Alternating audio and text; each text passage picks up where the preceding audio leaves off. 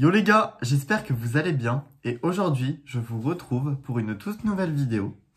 Aujourd'hui on va s'intéresser du coup à mon semestre 3 en licence de géographie et aménagement. Donc bon, je commence par faire cette petite introduction en vous rappelant que du coup je suis actuellement moi donc en deuxième année de licence de géographie. Je suis actuellement au quatrième semestre, c'est-à-dire la quatrième période de 6 mois dans ma licence, sachant qu'il y en a 6. Du coup ça y est, là plus de la moitié est passée. Mais aujourd'hui on va s'intéresser du coup au semestre 3. C'est en gros le semestre qui permet de valider une demi-licence. Donc du coup pour moi il a eu lieu de septembre à décembre 2022. Et du coup dans cette vidéo on va parler un petit peu donc de tout ce qui est matière, tout ce qui est stress, tout ce qui est gestion du travail. En bref, je vais répondre un peu à toutes les questions que je reçois sur la licence parce qu'il n'y a quasiment pas de vidéo YouTube sur la licence géographie. Et je trouve ça tellement dommage parce que c'est une licence tout simplement qui mérite d'être mise en avant, notamment sur YouTube. Donc si cette vidéo peut vous aider, c'est le but. Pour débuter cette vidéo, du coup, nous allons commencer en parlant de l'emploi du temps et des matières. À savoir qu'il faut bien retenir que c'est pas pareil pour toutes les licences. Que du coup, moi, c'est la licence géographie et aménagement à Saint-Étienne. Mais que du coup, c'est pas pareil dans tout. Par exemple, vous allez à Lyon ou à Paris ou à Montpellier, ce sera pas les mêmes emplois du temps et pas les mêmes matières, bien sûr. Et c'est pour ça que je vous partage mon expérience à moi. Bon, déjà, ce que je voulais bien vous faire voir et vous faire comprendre, même si je l'avais déjà fait dans les anciennes vidéos, c'est qu'en gros, regardez, toutes les semaines à la fac sont différentes. Les cours vraiment ne sont jamais les cours sont les mêmes, mais sont pas situés au même endroit. Vous avez des cours qui se rajoutent en milieu d'année, des cours qui s'enlèvent. Du coup, on va prendre un exemple un peu typique. Donc déjà, il y a cette semaine. Donc, comme vous pouvez voir, il y a un cours de base et fonctionnement du géosystème. Donc ça, c'est un cours de géographie physique. C'est très axé sur la SVT en fait. C'est de la géologie, de la géomorphologie, la formation des roches, tout ça.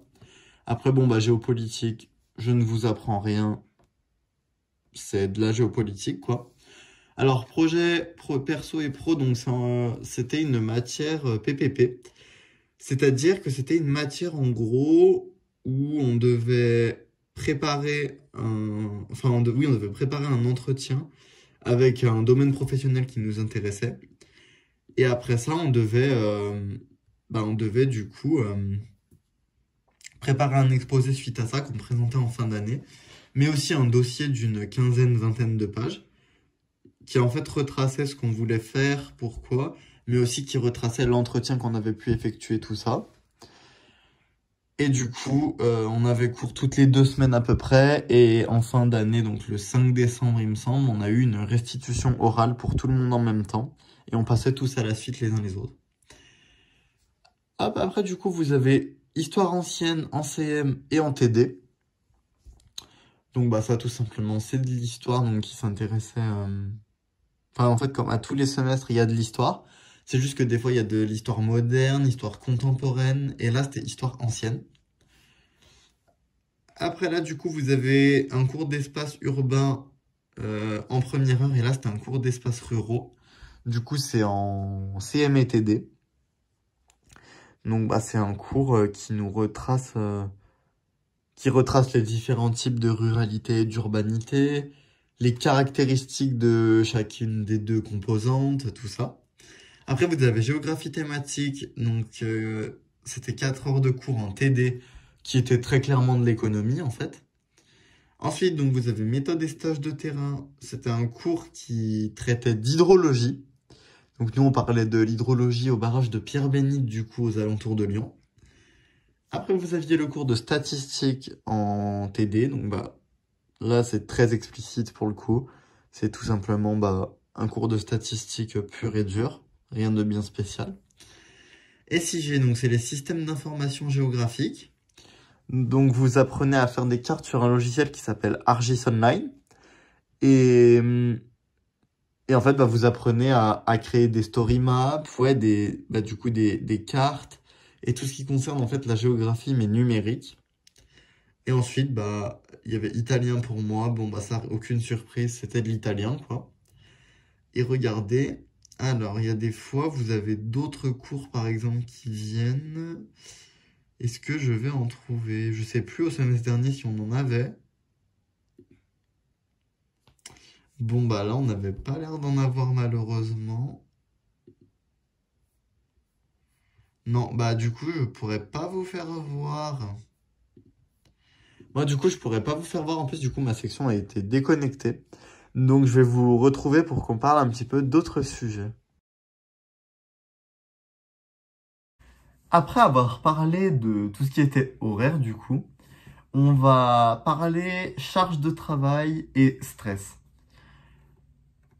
Du coup, donc, bah, en ce qui me concerne, je n'ai pas travaillé en dehors de l'université, en fait, comme au semestre 2 d'ailleurs. Quand je dis pas travailler, c'est-à-dire que j'avais pas besoin d'une remise à jour de mes cours ou quoi que ce soit, parce qu'en fait, les choses qu'on faisait me paraissaient tout à fait logiques, en fait, tout simplement. Du coup, bah, je ressentais pas le besoin de reprendre mes cours à la maison, quoi, ou de réviser. Alors que là, par exemple, au semestre 4 que je suis en train de faire actuellement, en fait, c'est pas que je ressens le besoin de le faire, mais c'est que j'ai trouvé une source de motivation qui me donne envie de remettre mes jours à court, enfin, de remettre à jour mes cours plutôt. Et bah, franchement, je trouve ça assez cool, mais du coup, ouais, pour le semestre 3, je travaille absolument pas chez moi. Et du coup, au niveau du stress, alors moi, je suis quelqu'un de pas du tout stressé.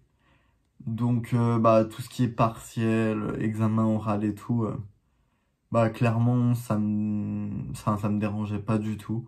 Ça m'a absolument rien changé. Du coup, bah, je peux pas vous être d'une grande aide sur la question du stress. Mais au niveau de la charge de travail, en tout cas, moi, j'arrivais à m'en sortir très largement sans travailler. Je vais quand même en profiter pour vous faire une petite aparté. Donc, j'attendais de faire cette vidéo pour avoir, enfin, en ayant mes résultats du semestre 3.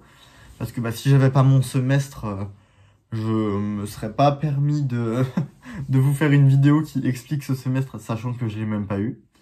Donc, je vous l'aurais fait après les rattrapages en juin. Mais du coup, j'ai eu mon semestre avec une moyenne de 13,80 sur 20. Donc, bah, je suis très content, bien sûr. Hein, c'est trop, trop cool.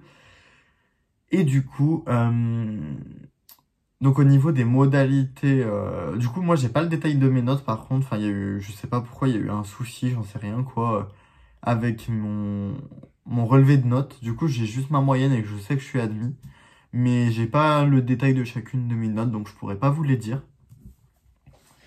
Mais bon sinon, mis à part ça, donc, donc les modalités d'examen, donc vous avez des oraux par exemple pour le PPP, pour la géopolitique.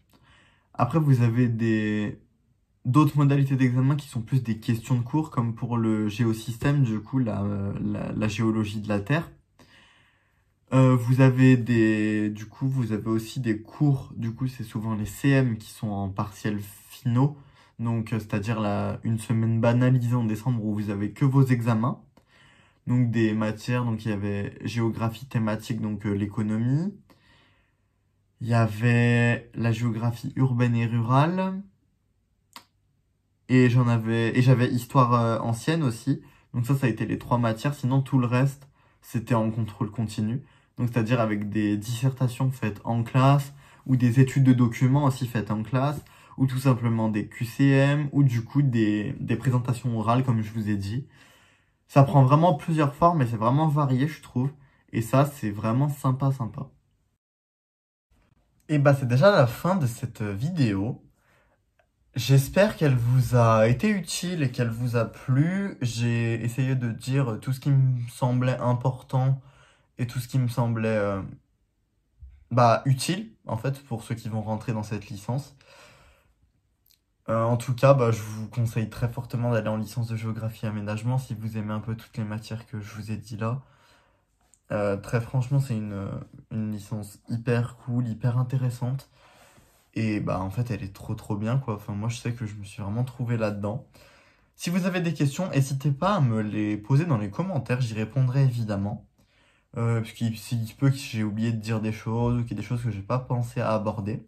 Mais du coup, n'hésitez pas à me le dire et je vous répondrai avec un grand plaisir.